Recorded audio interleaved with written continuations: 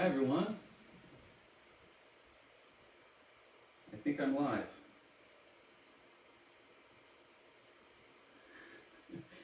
Am I? Let me test this.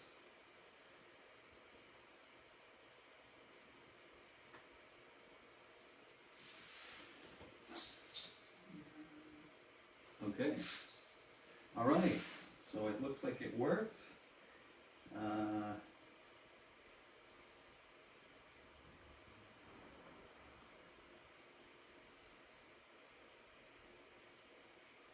Great. Okay, so it looks like people are signing on, so I think we're rolling. It's always strange, these contexts, you're never quite sure, but looks like there's comments coming in. All good? All right, glad to hear it. Okay, thanks everybody.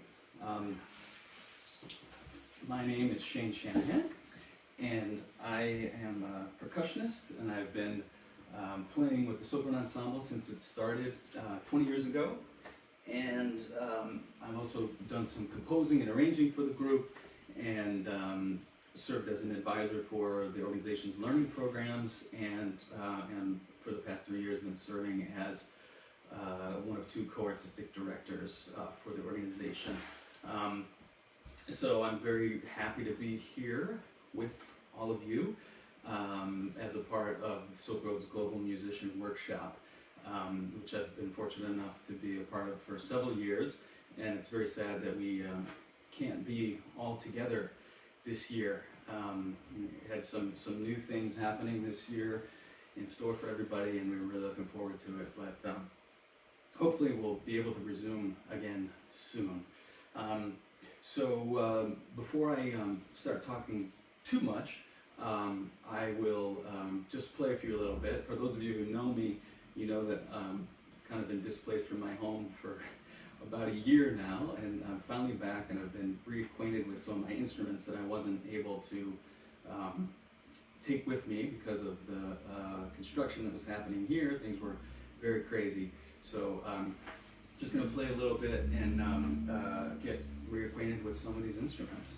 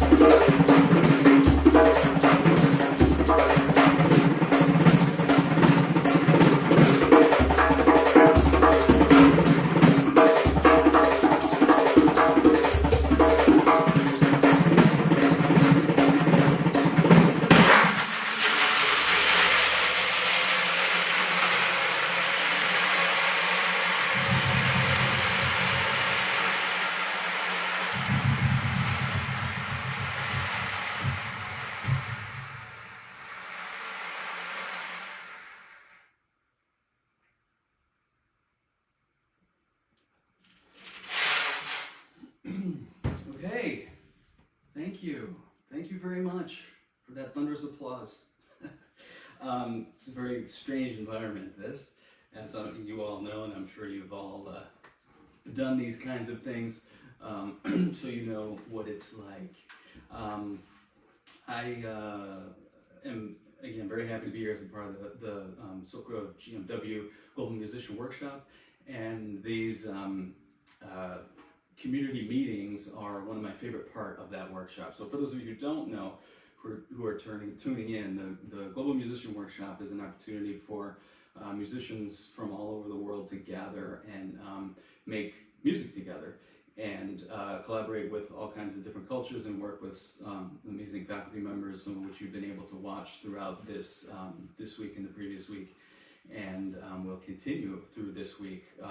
But one of the greatest things about the Global Musician Workshop, in my mind, is these community meetings, which is an opportunity for the entire community of participants and faculty to gather and listen to one of the faculty members talk about their journey and their style and their approach to music and life in general.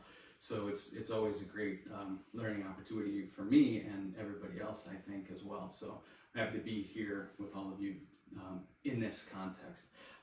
So a little bit about me. I grew up in the Finger Lakes region of Western New York State, and about 30 miles south of Rochester, in the middle of the woods, on top of a hill, at the south end of a little lake called Canisius Lake.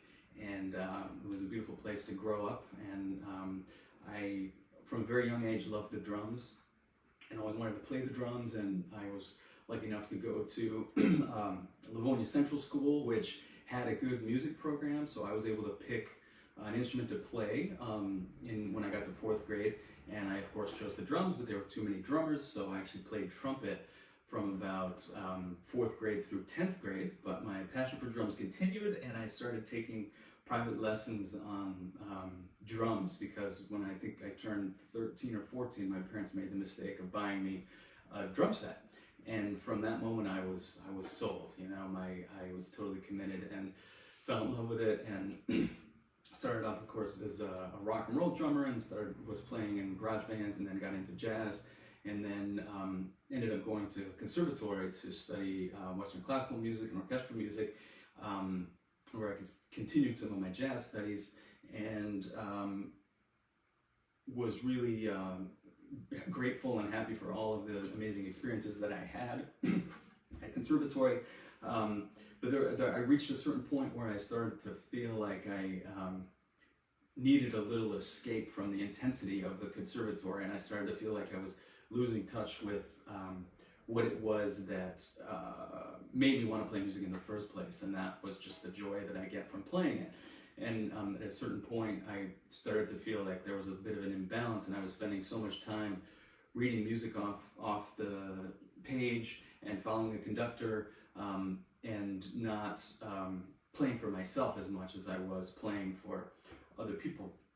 So I felt like I loved all those experiences, but I needed a release to kind of rebalance myself. So I was fortunate enough that at that time I was exposed to the music of Glenn Velez, who's an amazing Mexican-American musician from Texas who revolutionized the way that frame drums are played. And for those of you who don't know, a frame drum, loose definition, is any drum whose diameter is much greater than its depth. So this would be an example of a frame drum. This drum that I was playing in the beginning is also called a member of the frame drum family, large diameter, shallow depth. This one has beads on the inside. This is a Cooperman slapback, and the beads allow me to get the wave sound that you heard by rolling them around the skin on the inside. So it's another example of a frame drum. Another one is the tambourine that you've seen in many different forms. This one's an Arabic tambourine that I'll be playing a little bit later, but also a member of the frame drum family because it's got a larger diameter than its depth. Okay, so the frame drum family, and what Glenn Velez did that was so amazing is he studied all these different traditions from all over the world and then combined them together to create his own unique approach to frame drumming. And from the moment I heard that sound, I was hooked, and realized that was the release and the escape that I needed. So from reading music off the page and following conductors and setting up huge amounts of equipment to play for percussion ensemble and things like that, I found a real release in just picking up this one simple drum and going into the back stairway of the annex at the Eastman School of Music and just playing, just improvising, listening to the sound, listening to the natural reverb of the space, and really was able to reconnect with those things that made me want to play music in the first place. And it really helped balance all the other wonderful opportunities that I was having there at conservatory. So it was a lifesaver for me to discover these drums, and I am very grateful for that. So I also wanted to leave some time and space for questions. I sort of had to set up a little bit further away from the camera, so I can't really see the scroll of comments. So maybe at some point I'll come up closer and check out what some of the questions might be. So I talked a little bit about my history, my past, and what I also wanted to talk a little bit about the present moment, which has been crazy for all of us, I know, and it's been a real kind of like I've sort of faced a bit of a existential crisis as a musician during this pandemic, and all the other craziness that's going on started to make me feel a little bit like, does it really matter that I'm playing music? Is it making any difference when there's so many other more important crazy things happening in the world? And there's so many other things that I could be doing to help change things for the better.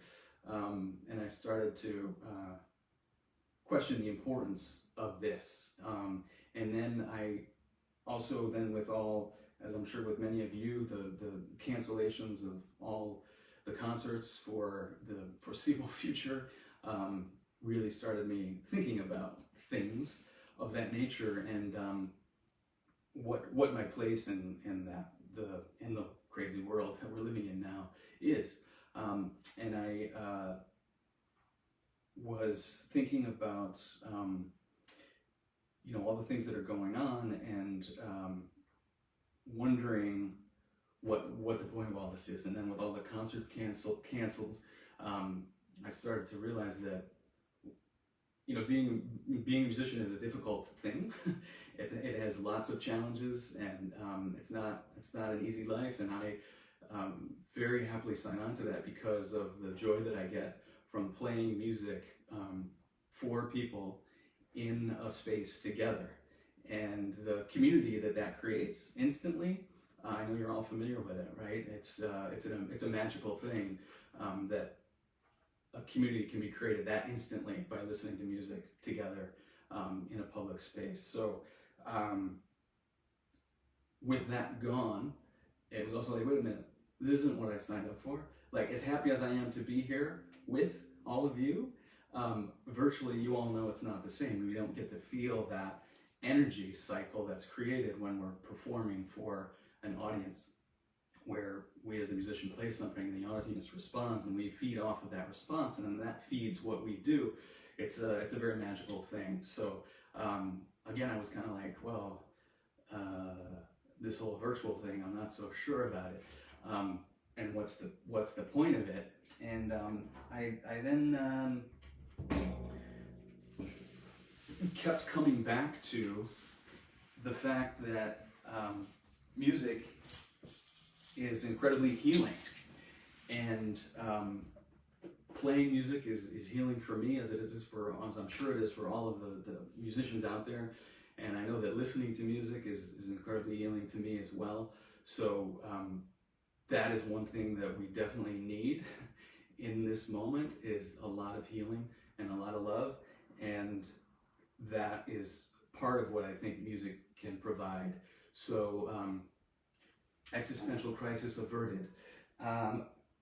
That is what I have been coming back to over and over again, is the healing power of music. And with that in mind, I will stop talking and play a little bit more for you on this frame drum. And one of the things that I found really amplified the healing effects of music to me was being able to connect to my breath. And as a percussionist, you don't have to think about your breath when you're playing, because you don't need your breath to create the sound. So finding ways for me to think about my breath really helped me connect to that healing power. And one of the most obvious ways to do that is to sing, of course. And I found that I really love doing that with this frame drum, because this drum creates a really nice drone when you play the low tone, which we call doom, over and over. It gives you a really nice sustained pitch. So I found that was really nice to sing along with. Really, at least nice for me. I don't know how nice it is for the listener, but makes me feel good, and it's very healing to me, and I certainly need it.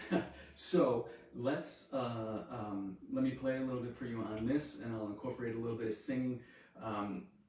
Mostly probably will be some throat singing, which is a type of singing that comes from Central Asia, the region known as Tuba. And I'm sure some of you have heard this before, but we can talk about it a little bit more later as well.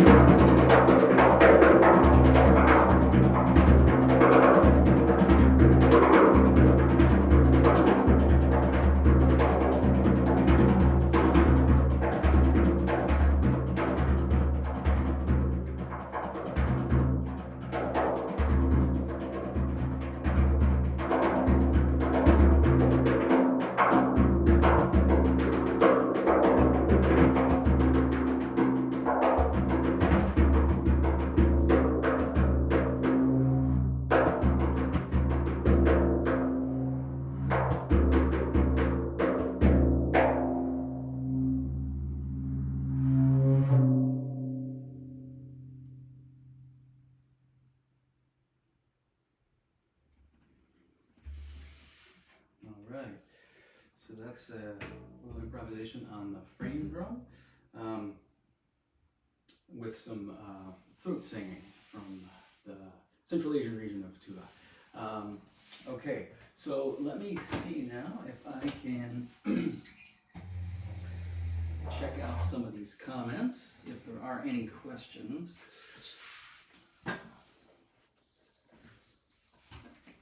Just scroll back.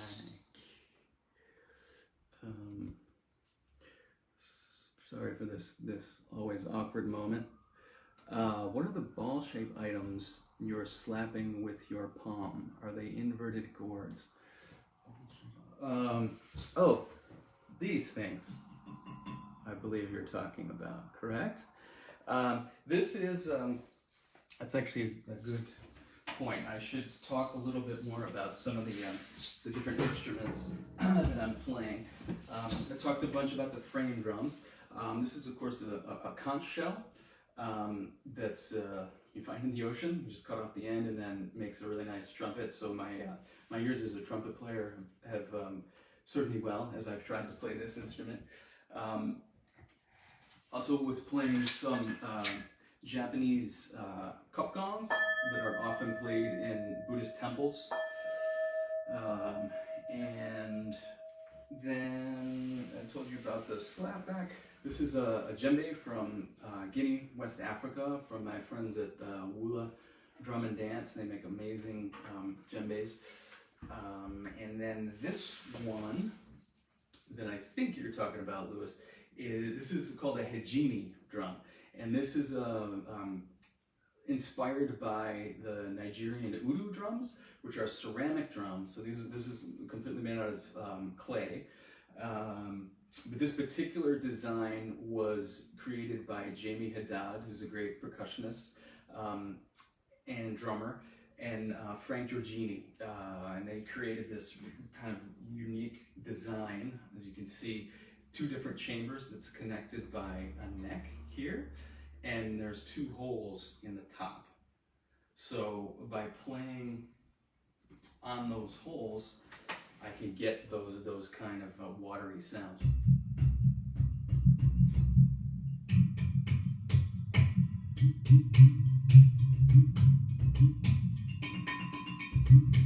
So then also by playing on the clay surface, I get those higher pitched sounds.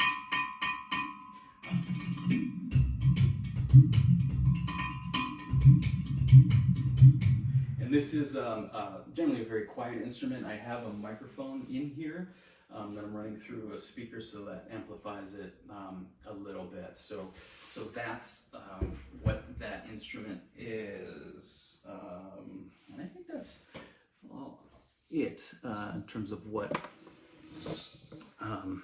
the instruments I'm playing. Okay, let me go back and see if there are any other questions here.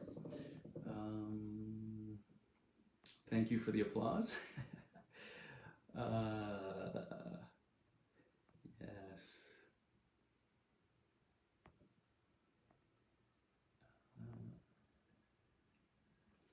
Pedron asks if I am left-handed. No, I am not left-handed. I'm right-handed.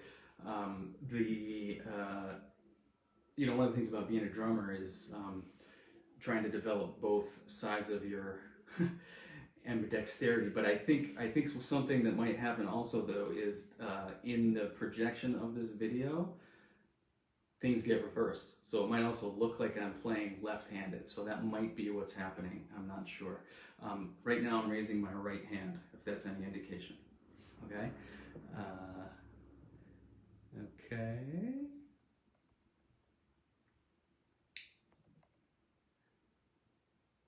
Yes, Dave, yes, I just answered the question about the udu. What is my most memorable musical performance I've been in? That's a little bit tricky. I think for you know, I think one of the most memorable is the first time I played at Carnegie Hall, which is of course exciting on many levels, and that was of course with the Silkroad ensemble with Yo-Yo Ma. just because it's Carnegie Hall and it's such an amazing place, and the acoustic is incredible as well. So to be able to be there in that iconic hall playing with the Silkroad ensemble and Yo-Yo was really amazing experience for me. And then also, I think also every time, I mentioned before Glenn Velez, who's the guy who is the innovator of the frame drum technique. So I was able to study with him for a long time, and then I was actually able to perform with him quite regularly. And so I think the first time I played with him, actually every time I perform with him, I still have to sometimes like pinch myself and look over and say that, oh my God, that's the guy who started all of this and is the reason that I'm doing this, and here I am playing with him. So it's always very inspiring for me to experience that.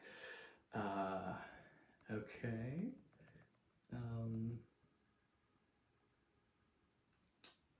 Some technique on the frame drum, that gliss sound, yes. Okay, that's one that people are often asking about. Okay, so this, a little bit about, sorry about the jumping around here. Just want to make sure you can see everything. The technique on the frame drum, you were asking specifically about the glistening sound. That's done just by wetting the tip of my finger and then using the finger to create the friction with the skin to activate the vibration of the drum. So, sound is of course vibration, and the one way to get the skin to vibrate is to strike it. The other way is with this friction that starts the vibration, and instead of being a strong, sharp sound, it's this really nice kind of mellow drone sound. So that's the extended technique.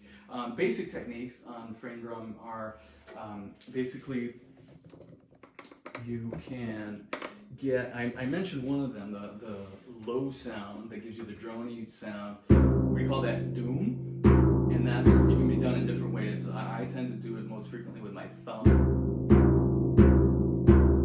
You can also do it with the tip of your finger, or on a larger drum like this, your full hand. But the idea is to activate the full low pitch resonant sound of the drum. The other most common sound is called the tak, or the tek, which is played on the edge of the frame drum with the fingertips, and you can do it with both the right and the left hand.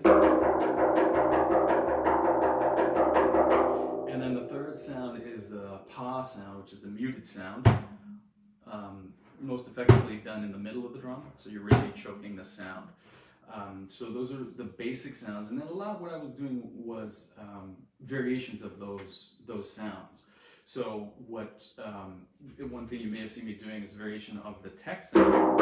Instead of just striking the edge, you actually snap.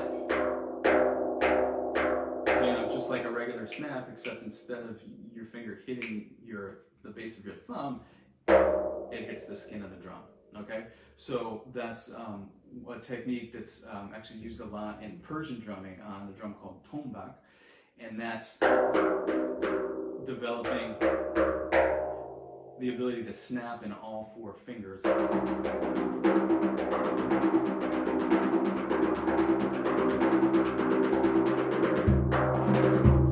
both hands.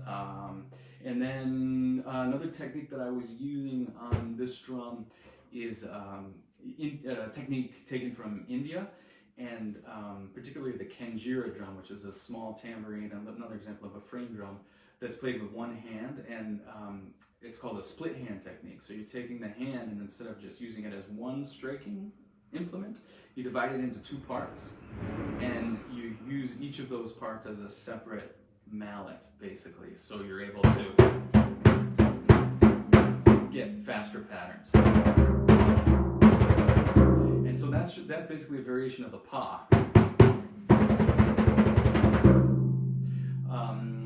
And then there was another technique I did a little bit of that again is also taken from Persian drumming. That's a roll called riz, and it's like using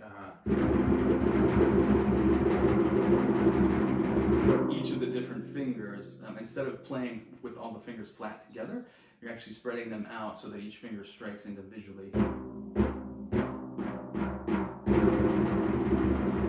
both hands. So you get kind of an interesting roll sound. So that's a little bit, probably too much about the brain drum technique. But there's a lot there. Let me see if there's any other questions.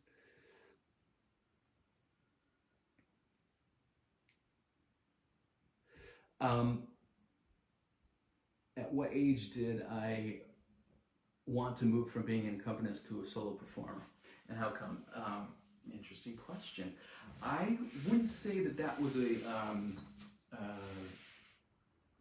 conscious move, and I wouldn't say that I no longer want to be an accompanist, because as a percussionist, that's one of our major roles, and I love being an accompanist. I love playing with other people, and you know, especially in an improvised context where you're able to listen to what they're doing and respond and react and feed what they're doing. You know, again, that's a part of that performing live music. Parts of one of the magical things is being on stage with somebody and feeling that energy together and feeding off what they're doing. So that accompanying is something that I still really love to do. So I wouldn't say that that's something that I've left behind. I'd say it's something that I still really love to do and strive to do more of.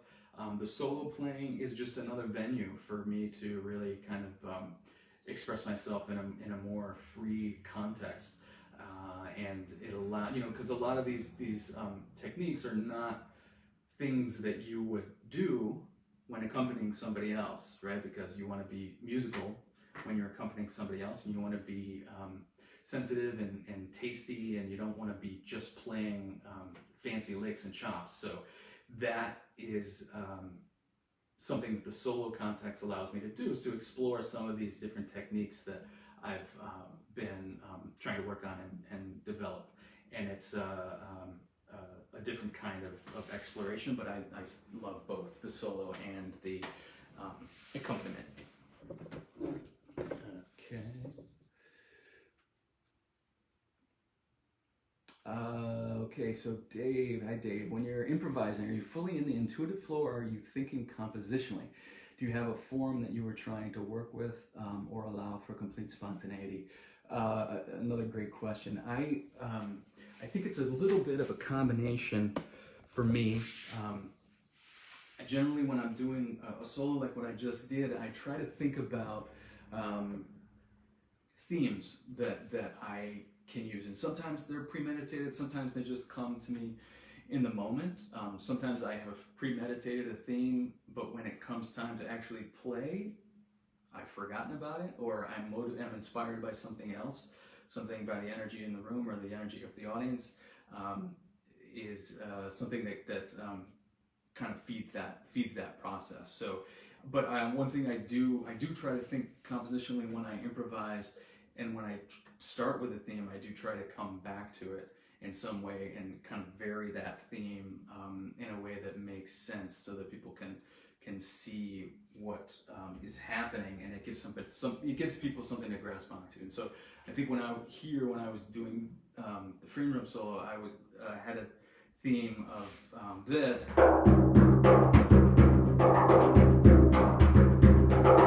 and that I think was the main rhythm that I used when I was throat singing.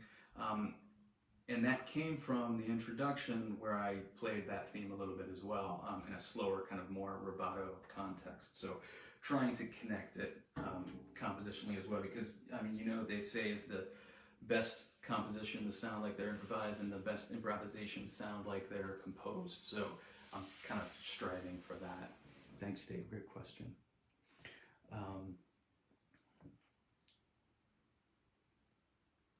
Yes, Mike Block. Practice techniques used to gaining fluency improvising in odd meters. Also a great question, which actually leads me to the next thing that I wanted to talk about. Thank you, Michael.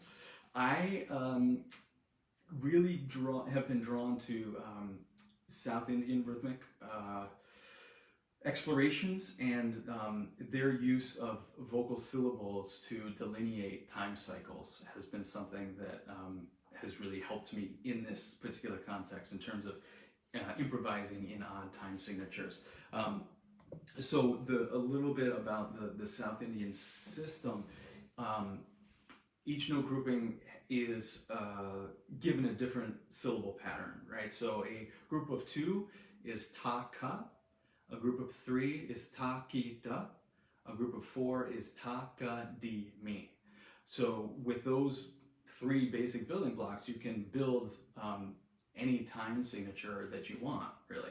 Of course, there's tons of variations on that, but those are kind of like the 3 that I use in this context. So a lot of what I will do is create different time cycles using these vocalizations, because again, the vocalizing helps me connect to my breath, which I feel like is really important to me on many levels, because as I said, it really helps with the connecting to the healing aspect, and it also helps me relax.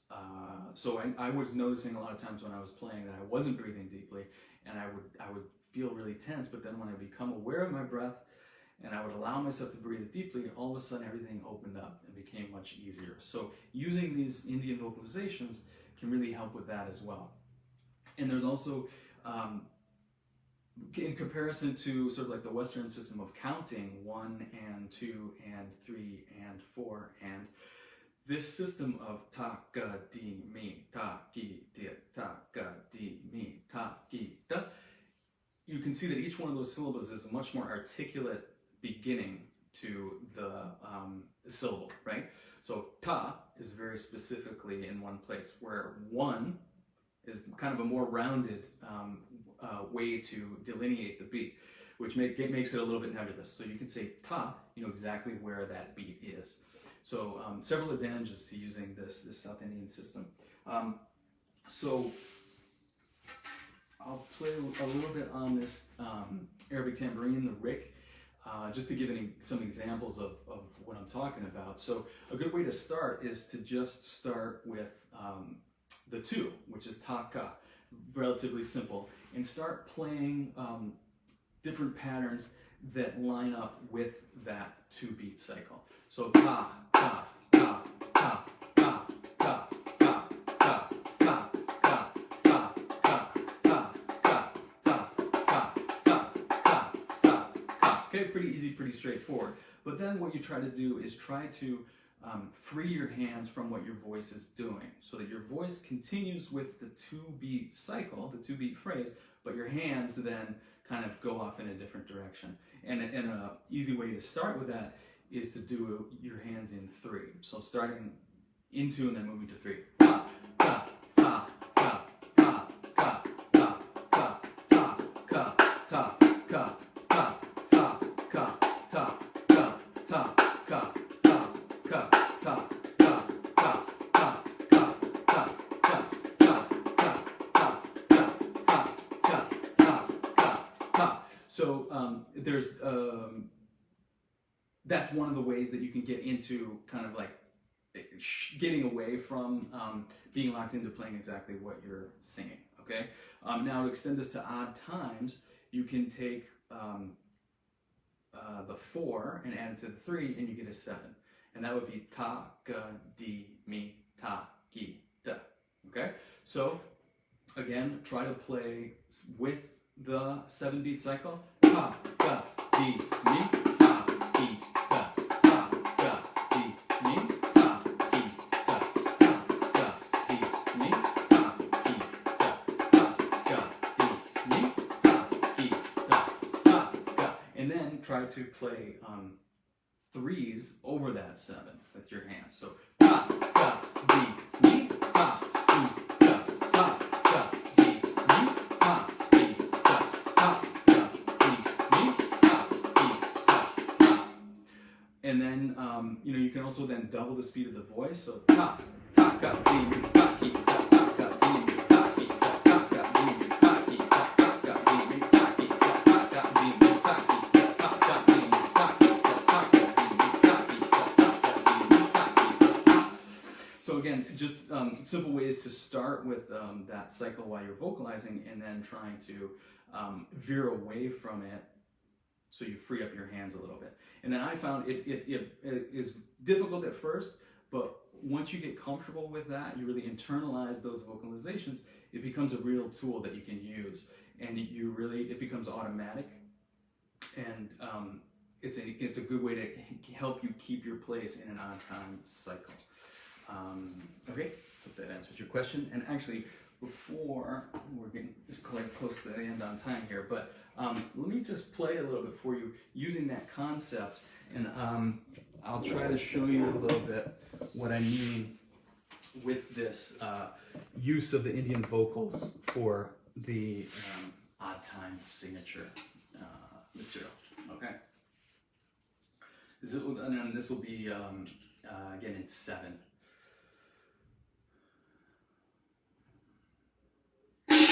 Ga di mi ta ki ta ga di mi ta ki ta ga di mi ta ki ta ga di mi ta ki ta ga di mi ta ki ta ga di mi ta ki ta.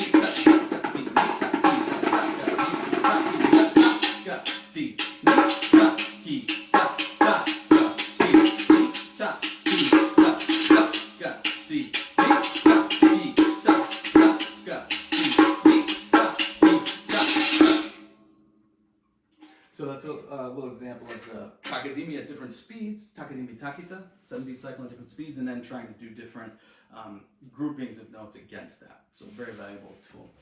Okay, so I think I'm about out of time, but let me just scroll through and see if there are any other questions.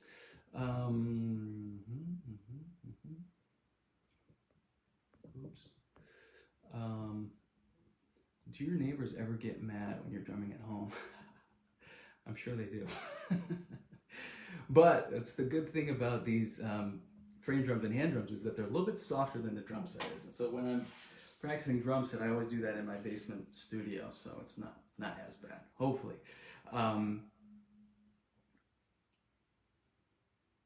Was there a type of global music that you found more difficult to assimilate and learn to be good at?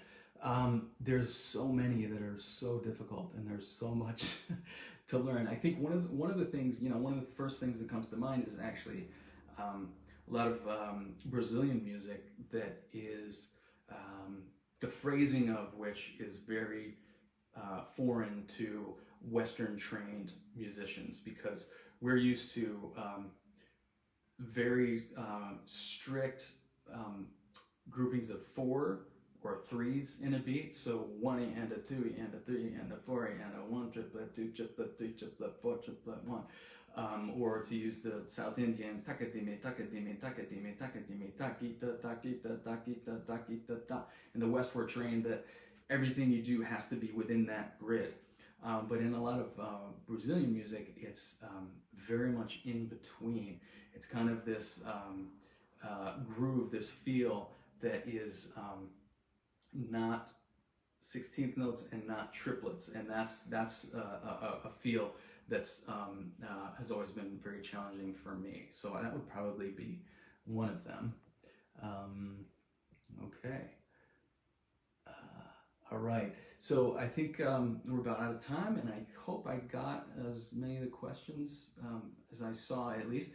So thank you all so much for tuning in, and tune in again tomorrow and Friday as well for more Global Musician Workshop community meetings. And I think Monday also Bassam Sabah is going to be finishing up on Monday for us at the Global Musician Workshop. So thank you everybody for tuning in, and thank you Mike Block for directing a wonderful program, and hopefully we'll all be able to get together again soon in person. I miss it and hope to see you again soon. All right, take care everybody.